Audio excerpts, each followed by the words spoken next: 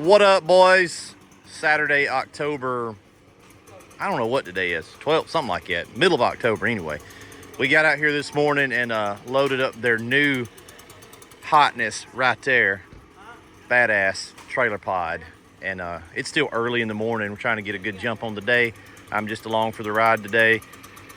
So yeah, they had the Polymax on this truck and it was great. They were making a ton of money with the Polymax, but he was about to have to buy a whole new truck because Polymax, guys, if you're looking at Tote Goat or Polymax units over on the website, equipment from Southeast SoftWash, just understand those are big boy units, so you really need a full-size truck.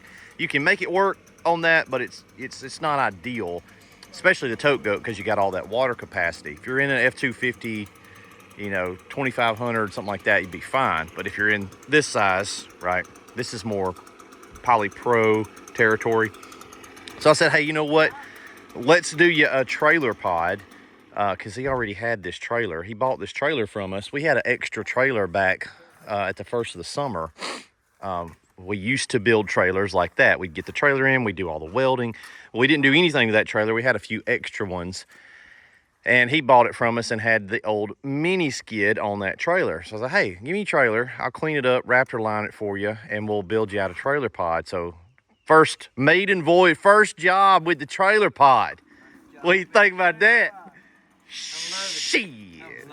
Dude, he's decked out. Ladder rack on there.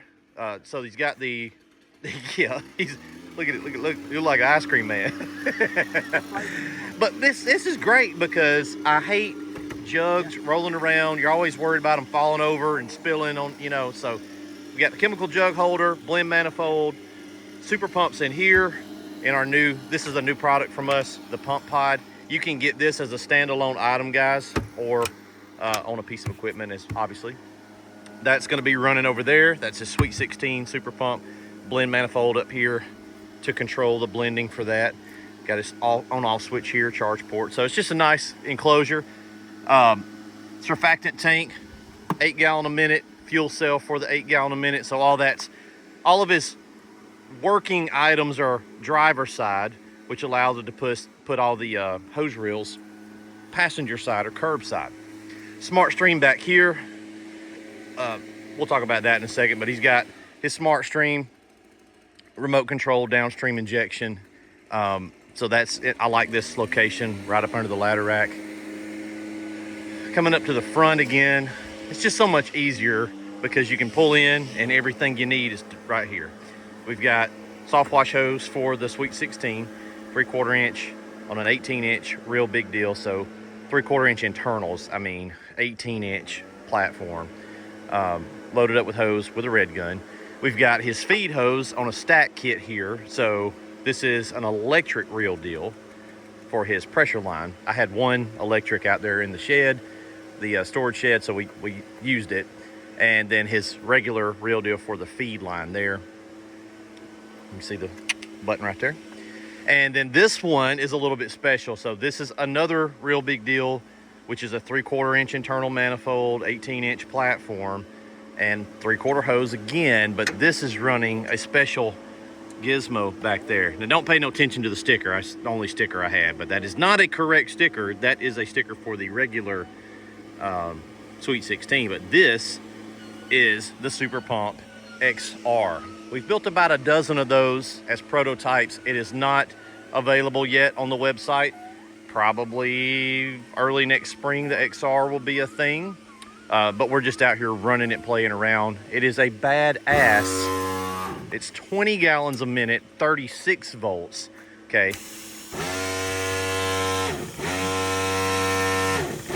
I'm gonna have to adjust the pressure switch out a little bit because it's a brand new build. So guys, when you're getting pumps or you got a brand new system, make sure you always adjust out your pressure switch and tune it so it's not jogging like that. It's very easy to do. Take a 2mm Allen.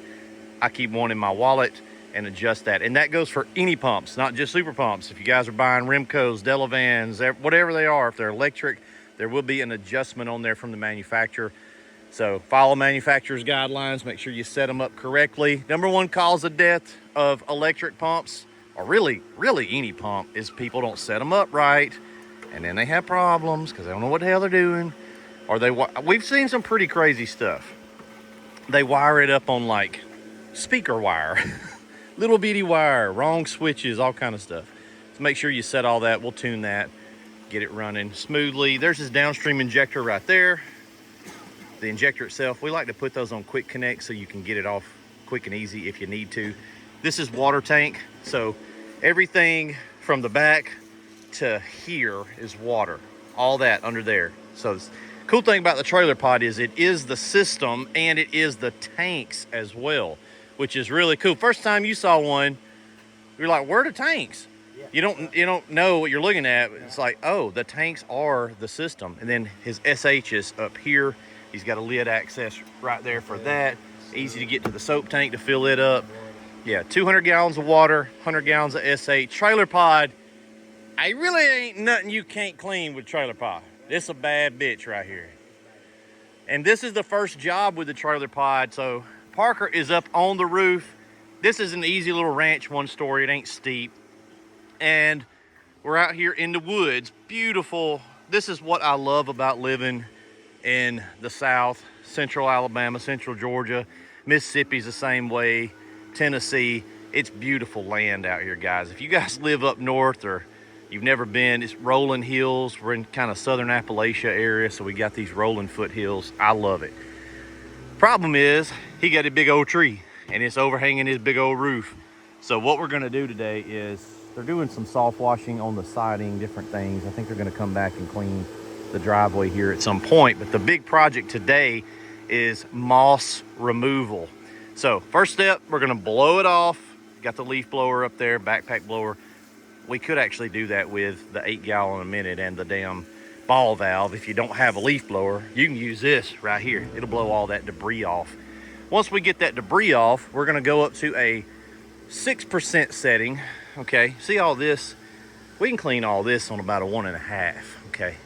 So this is just regular house wash treatment stuff here. They got a little bit of the red strain of algae growth over there. That's I can't remember the name for that. I have it wrote down somewhere, but it's a little more aggressive. But this roof's really dirty. We've got a lot of Glioxapsa magma, your typical roof stains, and you've got a lot of moss. Okay, so the trick here is you got to get a good coat so that it gets under and soaks that lip. Now the moss, see, it'll come off. See lots of videos of guys out there doing moss jobs mechanically. They're up here with a broom and they're brushing it off, okay? That ain't really the best practice. Best practice is get all the debris off, okay? That's debris removal. Step 2, come back and we're gonna soft wash this on about a 6%, 5 to 6% yield. And when we do, that moss, that little mossy moss right there, is gonna turn cotton white. It's gonna look like cotton balls up here, and that will kill that moss. He's got a lot, really bad over there.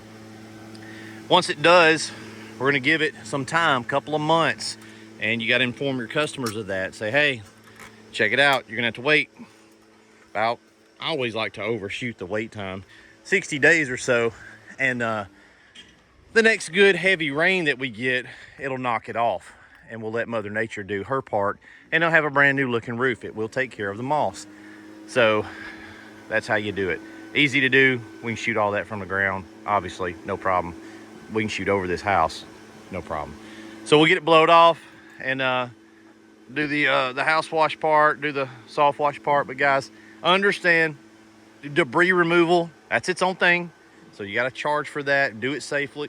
If you got to get up there on the roof, do it safely. You should be harnessed off, but you know, one story, you make a judgment call. If you're over one story, probably need to go on and harness off. But slips, trips, and falls are the #1 way people get hurt on the job sites. Make sure you're doing it carefully. All right, they're getting everything set up. We'll stop the camera and see if I can be of some help, and we'll come back in a minute and I'll let you guys see the before and after.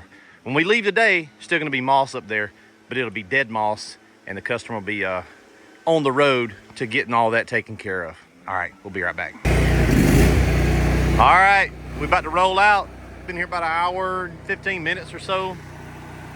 Washer's still running, but it's just idling.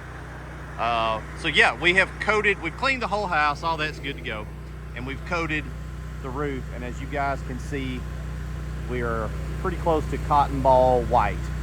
All right, all that, boy, that's pretty bad. All that is dead over here on this side. All that is gonna be dead moss, and it will go away on its own. And we are gonna re-hit one little spot right there. As you can see, that still got a little bit of coloration to it. And the reason is because when I was spraying this side, you want to be real careful with your sides because you're going to get some overspray. It's kind of unavoidable down here on this side. Well, the trick around that is to have your guy with the pressure washer just stand here and shoot basically a big mist cloud over the top of these bushes, and basically kind of creates a force field. So he was busy rinsing on the back of the house, so I didn't have him up there just yet. And I was trying to be careful to not get a lot of overspray on this. And you've also got your electrical meter box on this side. So that's the reason why that one little pocket is not completely dead. But now that they're back around here with the washer, we'll hit that little spot, 4 or 5 little square feet right there on the edge. Everything else appears to be pretty well coated. And like I said, make sure you tell your homeowners that they're gonna have to wait. All right, should not be a problem because hell, they've been dealing with moss for years. So what's another 2 months, right? You get a good heavy rain in there in the first few weeks, it'll take care of all that. If you get a call back, not the end of the world. Come back out and retreat again and you'll be good. But I've never really gotten any callbacks. As long as you leave it in this condition where it's pretty much cotton balls, you're good to go.